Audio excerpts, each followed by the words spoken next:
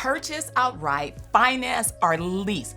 What is the best way in this economy to go about getting a car? In this video, my friends, I am going to talk to you about the different options and find out which one really will give your business the biggest tax deduction, because that is really what it's all about. Before we jump in, don't forget to like, comment, and subscribe so I can keep you updated on all wealth building information. We cannot afford to miss out on anything, so let's just get after it. When you lease a car, what that really means is that you are really renting a car for a specific period of time. When you go into a lease, you're typically only gonna come out of pocket for maybe the first month or the first and last month's lease payment. So on a lease, the down payment is usually a lot less. And when you're leasing a vehicle, you're only leasing the cost for the time that you're going to be in the vehicle.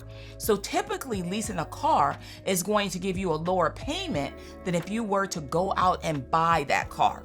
But what are the pros and cons of a lease? Let's just be honest. When you lease a vehicle, you're never going to own that vehicle. Never, right?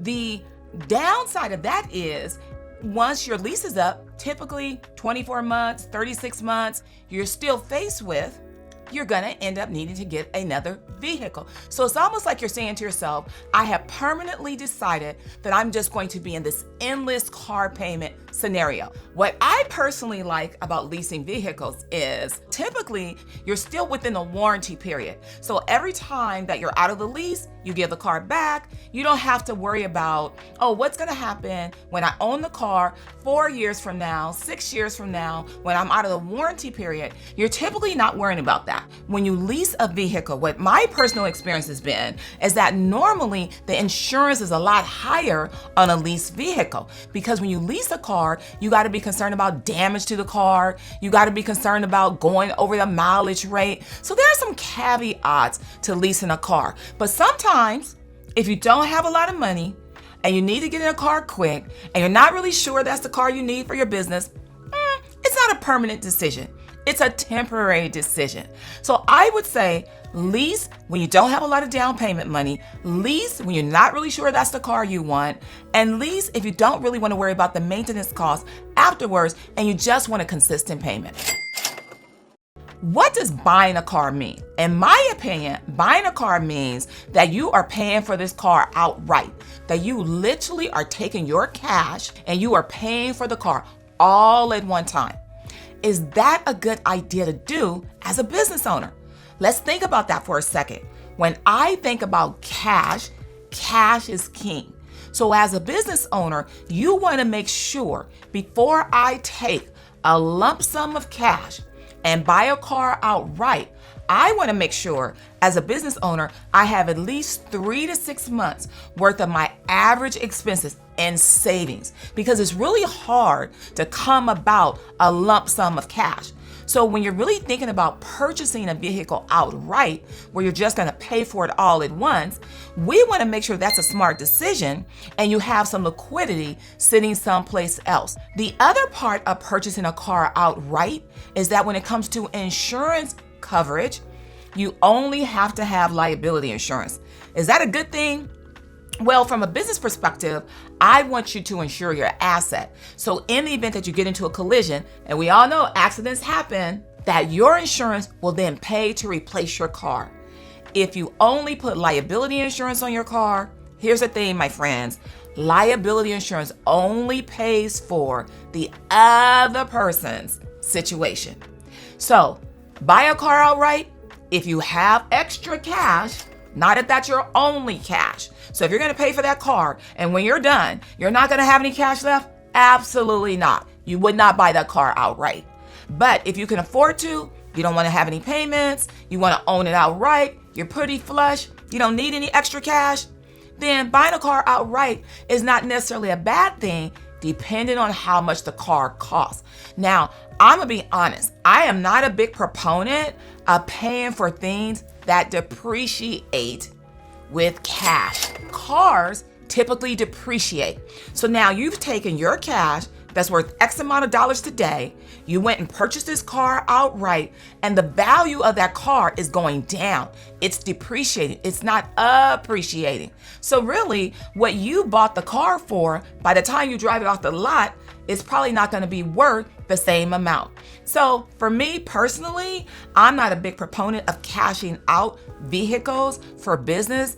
I wouldn't do that in my world unless there's just a ton of cash and I'm getting a killer deal on paying cash for it. Now we're gonna run the numbers. If they say to me, Carla, if you pay cash, you're gonna end up with a 20% discount or something of that fashion, then absolutely, I may run the numbers and that may make sense as long as I have liquidity sitting someplace else, as long as I know I'm not gonna need to have that cash and I'm getting a killer deal, check that box. I would definitely buy that car outright. Is financing a car a bad idea? Not necessarily. I do believe in what I like to say, OPM, other people's money. And when you finance a car, the finance company, the lender that is going to give you the loan, to give you the vehicle, they're going to require that you have the proper insurance. Why is that important? Because when you finance a car, that car is going to be paid for whether it goes into a car accident, it's completely totaled. The car is totaled, not the loan that you owe the bank. So you still have to make those payments. That is why the bank is going to want to make sure you have the proper insurance so that that vehicle that they lent you the money on, they're going to have a lien against that vehicle. They want to make sure in the event of an accident that that vehicle can be repaired. The other thing is when you finance a car, you're taking your time to pay, right? So as a business owner, you have your monthly income coming in and you're gradually making payments. You are leveraging the time value of money. That means that money today is probably worth more than it is going to be tomorrow. But you definitely got to take into consideration interest rates, because interest rates right now are pretty high. But at the end of the day, that's just the cost of doing business, in my opinion. I'd rather make a monthly payment every single month than to give up a big lump sum of cash. If I had $25,000 in the bank, I still wouldn't take my $15,000 and give it all to the car person to purchase the car. I would rather just finance it so I can pay them a little bit every single month. Because when you do that, you're sharing the risk. You're sharing the risk with the lender and yourself. If I were gonna go in the sequence for me, I would lease first, finance second, and cash out a car third, only if that made sense to me from a numbers perspective. What are some of the benefits of having a vehicle in your business? Well, if you actually get a vehicle and you title it to the name of your business, that means that your business owns the vehicle. But I want to tell you something. Once your business owns the vehicle, my friend, it now becomes a commercial vehicle because it's being used for business and not for personal services. That means that the insurance is going to be a lot higher on that car. But your business is acquiring assets, you have equity in your business, and it may or may not be a good thing. It's a good thing if you're in the logistics business to maybe own your vehicles, right? If that's your industry. But for example, if that's not necessarily your industry, it may or may not be a good thing for it to be under the name of the business because it's going to cost you more. You can have a business vehicle that is in your personal name that you contribute to your business or that you use for your business, and you're still able to get a great business write-off. Now, here's the thing. Many of you are going to ask me, is the write-off to purchase better than the write-off to lease? Well, that's going to depend on a lot of factors. Let me tell you why. If you buy a vehicle, for example, that weighs 6,000 pounds or more, like a G-Wagon, right? If you buy that vehicle, you would be allowed to take a great deduction and write off that vehicle, probably in its entirety in year one. But if you were to lease that vehicle, you wouldn't be able to use that tax code, code section 179, which allows you to expense without equipment because it's over 6,000 pounds. So in some scenarios, it's going to be better to purchase for tax write-off purposes. But for all intents and purposes, whether you lease the vehicle, whether you buy the vehicle, you should be writing off your mileage, your gas, you should be writing off your insurance, you should be writing off your maintenance, you should be writing off your car repairs, and you're either going to take the mileage, the standard mileage rate, or you're going to take actual expenses. If you take actual expenses, whether it's a lease or a purchase, you pretty much are going to level out the same in the long run. Why do I say that? Because if you purchase and you're paying interest, you're going to write off the interest expense. If you're leasing and you're making a lease payment, you're going to write off the lease payment. The gas is going to all be the same. The insurance is going to be a matter of a lease or buy. It's probably going to be higher on a lease, right? Repairs, you're probably going to have more repairs on your own vehicle that you own than you are on a leased vehicle. But at the end of the day, you're going to be able to get some magnificent write-offs when you use your car for business. But here's the thing, my friends. How are you making those decisions? Let's go back and let's recap so you understand. You're going to make those decisions based on, number one, what does my business really need? Is this a vehicle just for a short period of time?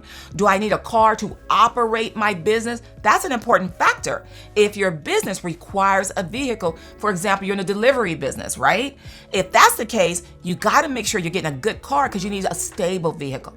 The other consideration is the amount of cash that you need to get into the vehicle. Because I told you, cash is king, and it will always be king because as business owners, we need to make sure we have access to capital. So making sure cash is available to us is very important. The other consideration is, what is your long-term plan? Do I plan to own the vehicle for a long time? Do I want to build equity so that my business becomes worth something? Do I plan to put the vehicle in the name of my business? Really having a strategic thought process around whether you should purchase outright, whether you should lease, or whether you should buy is really in your best interest.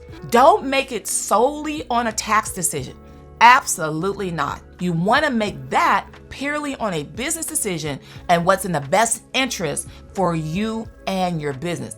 And once you've made that decision, now we're going to go over and look at the tax implications because that's part of the decision making. But tax write-offs isn't the decision maker first. That's not the sequence. And the one thing I want you to learn as a business owner is the proper sequencing. What do I do first? It's almost like what came first, the chicken or the egg? And once you can learn sequencing in business, you'll be able to parlay yourself further.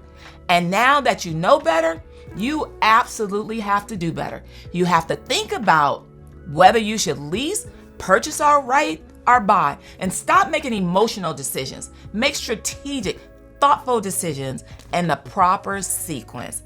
And once you do that, you're going to know that you know better. Therefore, you need to like, you need to comment, and you need to subscribe so I can keep you updated on all things business and tax.